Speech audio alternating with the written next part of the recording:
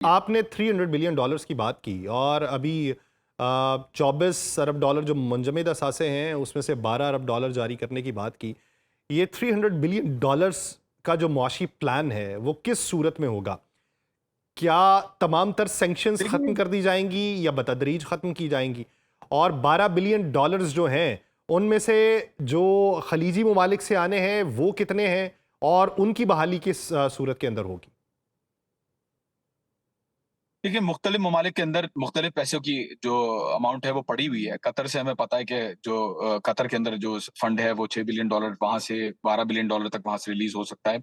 South Korea की कुछ payments भी फँसी हुई थी वहाँ पे, तो वो रिलीज़ हो सकती हैं। बाकी मेरा ख़्याल में अभी आप देखेंगे कि बगैर ये दिखाए डोनाल्ड ट्रंप बगैर ये दिखाए कि मैंने पैसे दे दिए, पैसे ईरान को मिल जाएँगे। और इसमें कोई दो राय नहीं है कि आपने खबरें सुनी होंगी कि काफ़ी जगहों से ईरान को पैसे मिलना शुरू हो गए हैं। तो मैं अपनी स्पेकुलेशन ही कर सकता हूँ, ये खबर तो नहीं है, लेकिन हो सकता है आपको नज़र आए कि अलग-अलग जगहों से अलग-अलग तरीके से ईरान को पैसे मिल रहे हैं और डील भी आगे बढ़ रही है। क्योंकि मोहसिन रज़ाई जो हैं, जो सीनियर एडवाइज़र हैं आयतुल्लाह ख़ामनई के, सुप्रीम लीडर के, उन्होंने कह दिया है कि ट्रंप ने बोला हुआ है कि वो $24 बिलियन देगा ईरान को, एग्री कर लिया है और उसका मैकेनिज़्म कतर के अंदर एटलीस्ट सेट हो चुका है कि कतर के पैसे जो रिलीज़ होने हैं, उसका मैकेनिज़्म सेट हो चुका है ऑलरेडी। तो ये तो डेफ़िनिटली होगा, भले नज़र कुछ और आए देखने में, लेकिन ईरान तब तक आगे नहीं बढ़ेगा जब तक ये चीज़ें जो हैं वो पूरी नहीं होती। सवाल रहा $300 बिलियन का, तो देखिए ये I think far fetched idea, इसके अंदर डेवलपमेंट फंड है, रिकंस्ट्रक्शन फंड है, वो किस तरीके से पूरा होता है आई एम नॉट श्योर, मुझे इसका कोई आइडिया नहीं है। लेकिन मेरी असेसमेंट ये कहती है कि ये अरब ममालिक के थ्रू ही पैसे जो रिलीज़ किए जाएँगे, वो आपको नज़र आएगा कि अलग-अलग मुआहदे ईरान कर रहा होगा अरब ममालिक के साथ और उनसे अलग-अलग अमाउंट्स जो हैं वो रिलीज़ हो रही होंगी और वो रिलीज़ असल में अमेरिका के कहने पे हो रही होंगी और अमेरिका की डिमांड्स पे हो रही होंगी या अमेरिका की रिक्वेस्ट पे हो रही होंगी और होगा पार्ट ये मुआहदे का ही, ये मेरा ख्याल है। बहरहाल ऐसा भी हो सकता है कि अलग डील्स जो है वो बगैर यूनाइटेड स्टेट्स के अलग डील्स जो है वो अरब ममालिक के साथ ईरान बनाए, जैसा कि यूएई के अंदर और कतर के अंदर हमें खबरें कुछ सुनने को मिली थी कि बनाया है। तो let's see, only time will tell कि क्या होगा उस $300 बिलियन या $200 बिलियन की बात पे। बट अभी जो है वो अनफ्रीजिंग ऑफ एसेट्स की बात जो है वो कंप्लीटली अंडरस्टूड है ईरान की तरफ से और ये इसके अंदर कोई डाउट नहीं है कि ईरान के आधे पैसे तो रिलीज़ होंगे ही होंगे after the signing off the agreement. अच्छा, आपने ये कहा कि मुख्तलिफ जगहों से पैसे आने की इत्तलात हैं, रूमर्स हैं, स्पेकुलेशंस हैं। ये डिनायल जो है वो ईरानी गवर्नमेंट ने भी दिया है और यूएई गवर्नमेंट ने भी दिया है। तो फिर सवाल ये पैदा होता है कि ये खबरें निकली क्यों और इनके पसे पर्दा हकायक क्या हैं?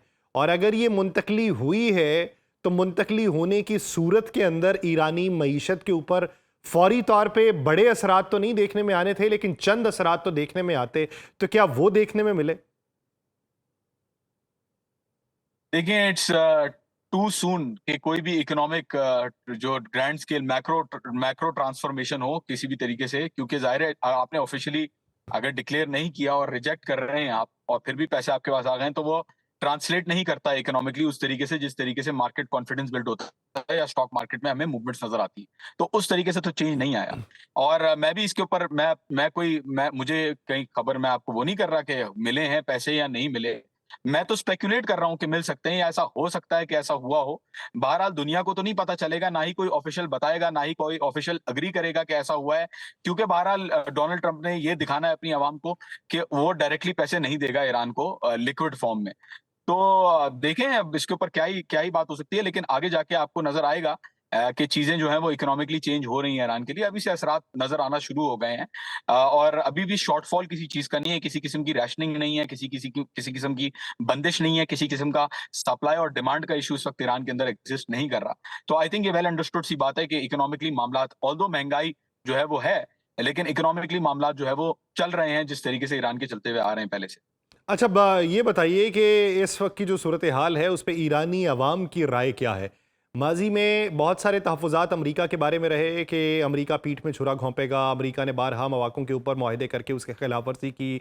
ईरान को फिर से दिफाई एतबार से तैयार रहना पड़ता था। तो अब की बार ऐसा क्या होगा कि जिस पे ईरान को दिफाई एतबार से इतनी तैयारी ना करना पड़ेगी, अमरीका के खदशात भी दूर रहेंगे, ईरान की मुआशी बहाली भी हो जाएगी और बिलखुसूस ईरानी अवाम का एतमाद जो है वो किसी हद तक बहाल रहेगा?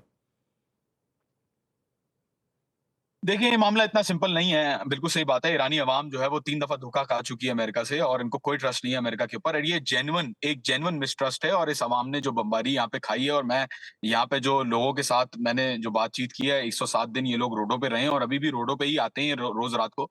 तो ज़ाहिर-सी बात है इनको ट्रस्ट नहीं है यूनाइटेड स्टेट्स के ऊपर और एक खित्ता ज़रूर है, ईरान की अवाम में एक है सेगमेंट जो कहता है कि इनके ऊपर बिल्कुल भी भरोसा नहीं करना, ये आपको धोखा देंगे और ये आप इनके ऊपर ट्रस्ट नहीं कर सकते। लेकिन देखिए यासिर, सिचुएशन अब चेंज हो चुकी है। अमेरिका ने पहले कभी नहीं सोचा था कि उसके बेसिस के ऊपर, उस सुपर पावर की बेसिस के ऊपर, वो जो यूनिलैटरली अपने आप को दिखाती थी कि वो दुनिया का सबसे बड़ा बदमाश है, उसने कभी भी नहीं सोचा था कि उसके बेसिस के ऊपर कभी भी आके कोई मिसाइल गिरेगा या कभी ड्रोन गिरेगा। वो भी उस मुल्क की तरफ से जो मुल्क 47 साल से सैंक्शन सहता हुआ आ रहा है और उसके ऊपर जो है वो पूरी दुनिया की बंदिश लगी हुई है। हुँ, तो अमेरिका की अब मेरे ख्याल में विजन जो है वो चेंज हो चुकी है जब उनके जहाज यहाँ पे आए और वो जब उनको गिराया और जो उनकी कश्तियां बड़ी-बड़ी यहाँ से भागी शॉट्स खा के और उनके जो सोल्जर्स हैं वो छुपते फिरे। तो आई थिंक उनको रियलाइज़ हो गया है कि अभी जंग शुरू करना दोबारा जो है वो उनके लिए बिल्कुल भी सूटेबल नहीं है। हाँ, बिल्कुल ये हो सकता है कि अभी एमओयू के बाद कोई फाइनल डील तक मामला ना पहुँचे, बिल्कुल सही बात है। लेकिन जीत हो चुकी है। आप इसको डिनाई करें, आप बोलें कि नहीं जी पैसे नहीं मिलेंगे ईरान को, कोई बात नहीं। स्ट्रेट ऑफ हॉर्मुज़ का कंट्रोल तो ईरान के पास है। लेट्स सपोज़ यूएस धोखा दे देता है। मैं कहता हूँ यूएस ने धोखा दे दिया। 60 दिन तो ईरान को भी मिल रहे हैं ना अपना तेल बेचने के लिए, अपनी सारी चीज़ें अपनी तदफीन करने के लिए आयतुल्लाह खामनेई की और दूसरी चीज़ें करने के लिए, रिकवरी फेज़ में आने के लिए। इस टाइम को आई थिंक ईरान भी यूटिलाइज़ करेगा। ऐसा नहीं है कि ईरान ने जो है वो नादानी के अंदर फैसला किया है और दोबारा अगर चीज़ें खराब होती हैं तो दोबारा स्ट्रेट ऑफ हॉर्मुज़ बंद हो जाएगा और फिर हो सकता है बाब अल मंदब भी बंद हो जाए, फिर हो सकता है कि दूसरी जो रीजन्स हैं उनके अंदर भी जंग चली जाए। तो बात सारी ये है कि अब वो दौर खत्म हो चुका है दुनिया का। ये मैं अपनी जज़्बाती बातें नहीं कर रहा। आप आर्टिकल्स पढ़ें, गार्डियन पढ़ें, न्यूयॉर्क टाइम्स पढ़ें, वॉल स्ट्रीट जर्नल पढ़ें। हर मीडिया आउटलेट यही कह रहा है कि अमेरिका हार चुका है और अमेरिका की हार इसी चीज़ से नज़र आ रही है कि अमेरिका की जो रिपब्लिकन लॉबी है, वो बिल्कुल भी खुश नहीं है किसी भी डील से क्योंकि अनकंडीशनल सरेंडर से मामला शुरू हुआ था और अब खत्म हो गया है मामला इस बात पे कि इस्लामिक रिपब्लिक ऑफ ईरान और हम जो हैं, वो मिलके मुआहिदा कर रहे हैं और हिजबुल्लाह से हमारी बड़ी अच्छी बातचीत चल रही है और नेतन्याहू जो है वो तो पागल है और हमें जो है वो डील करनी है किसी भी हद तक। तो बात सारी ये है कि ऑप्शंस बिल्कुल भी नहीं बचे। जंग करके देख लें अगर करना है, बिल्कुल भरोसा नहीं कर सकते, बिल्कुल दोबारा अटैक करने की कोशिश करेंगे, बिल्कुल दोबारा धोखा देंगे। लेकिन बात सारी ये है कि क्या मिलेगा? 2 साल 3 साल और जंग कर लें उसके बाद आना तो वही है इनको। कहाँ पे आना है? उनको डिमांड्स मीट करनी है।